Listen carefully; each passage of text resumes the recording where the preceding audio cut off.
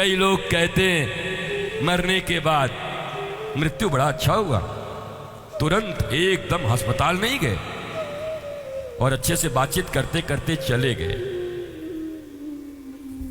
ये कोई बहुत बड़ी बात नहीं है, इसको इतना ग्लोरीफाई करने की जरूरत नहीं है। हिंदुस्तानियों की आदत लग गई है ग्लोरीफाई करने के किसी चीज को। मरे हुए दुष्ट से दुष्ट व्यक्ति के लिए, अब मृत आत्मा के लिए चलिए अच्छे आदमी थे, काहे को इतनी दया कर रहे हो भाई? दुष्ट था तो दुष्ट था, दुर्जन था तो दुर्जन था, मर गया तो क्या भगवान हो गया? जिंदा के प्रति सम्मान नहीं, अब मर गया तो अब क्या मरे हुए व्यक्ति के विषय में बोलूं? बोलो, अगर बाबर के विषय में नहीं बोलोगे, इन अंग्रेजों के विषय में नहीं बोलोगे, औरंगजेब के विषय में नहीं बोलोगे, गजनी और गोरी के विषय में नहीं बोलोगे, तो याद कैसे आएगा कि तुमको लूटा किसने था, तुम्हारी संस्कृतियों का विनाश किसने किया था? अब मर गए तो लोग भी महापुरुष हैं, वो महापुरुष हैं। बुरे को बुरा और अच्छे को अच्छा कहने का साहस और प्रज्ञा मनुष्य के भीतर ही होना चाहिए, और ये जरूरी है।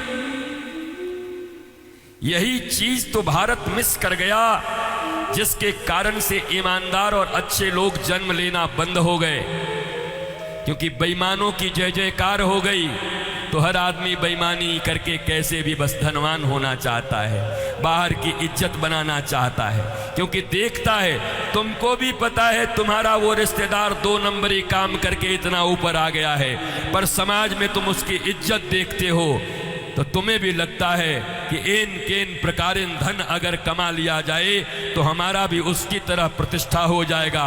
मैं भारतीय समाज से ये प्रश्न पूछता हूं, तुम किसका सम्मान करते हो? सुदामा का करते हो या दुर्योधन का करते हो? कथा तो तुम सुदामा की सुनते हो, पर जय जयकार तुम दुर्योधन की करते हो।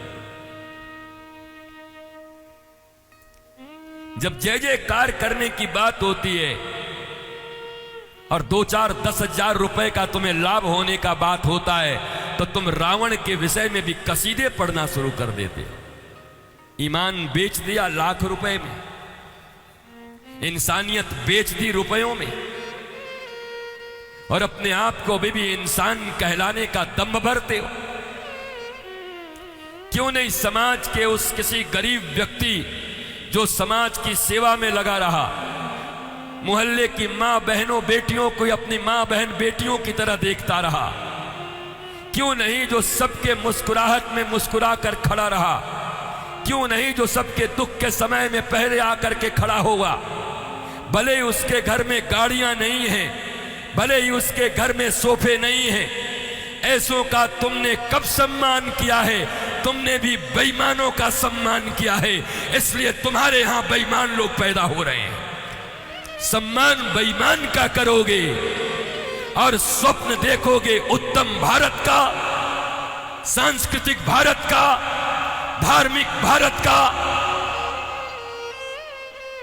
श्रेष्ठता का सम्मान करना सीखो, ज्ञान का सम्मान करना सीखो। सुदामा के पास फटी हुई धोती है, अयाचक वृत्ति है, लेकिन भगवान को झुकना पड़ता है सुदामा के सामने। सुदामा पर्यंक पर बैठते हैं, सिंहासन पर, और कृष्ण उनके पांव के नीचे बैठते हैं। ये गरिमा है ईमानदारी की, ये गरिमा है दिव्यता की, ये गरिमा है ज्ञान का। तुम कहां मानते?